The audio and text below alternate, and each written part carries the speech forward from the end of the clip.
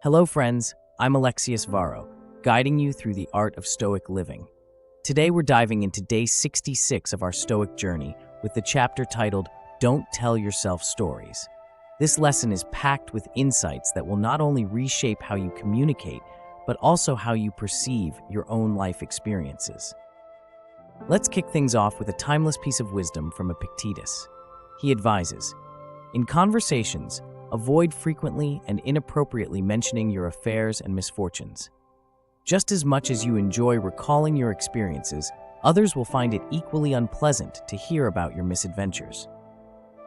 Now, think about that for a moment. How often do we find ourselves itching to share our stories, assuming they're as fascinating to others as they are to us? But as Epictetus points out, this could be far from the truth. Modern philosopher Nassim Taleb adds another layer to this idea, with his concept of the narrative fallacy. This term describes our natural tendency to connect dots that might not actually be connected, creating a coherent story from unrelated past events. Taleb warns that while this might provide a comforting sense of coherence and confidence, it's ultimately misleading. Picture this: you're at a social gathering, and someone monopolizes the conversation, recounting every minute detail of what happened to them in the past week. You're probably nodding your head politely, but internally, your attention is drifting. This is exactly what Epictetus warns us against. He reminds us that sharing every little misfortune or adventure isn't just self-indulgent, it's also boring and irritating for others. The author of today's chapter reinforces this by saying, if it's too difficult, remember another reason not to tell stories about your past.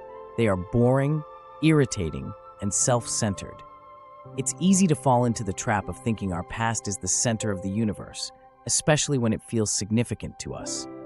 But consider this: do you feel thrilled listening to someone recount the glory days of their high school football career or their latest romantic exploits in excruciating detail? Probably not. The key takeaway here is to stay grounded in reality. Instead of constructing a fantasy world where we're the starring actor, let's strive to be active listeners and engaging conversationalists. Listen to people, communicate with them, rather than performing in front of them, the chapter advises. This doesn't just improve our relationships, it also keeps us humble and connected with the present moment. Of course, this isn't to say we should never share personal stories. The key is to be mindful of the context and to make sure that our sharing enriches the conversation rather than dominating it. It's about balance. So, how do we apply this practically? Start by being more mindful in conversations. If you catch yourself slipping into a long-winded story about your past, pause and consider whether it's genuinely adding value to the discussion. Would your conversation partner benefit from hearing this? Or are you simply indulging in a narrative for your own sake? Another practical tip is to practice active listening. Make a conscious effort to listen more than you speak. When someone shares something with you, ask follow-up questions that show you're truly engaged and interested.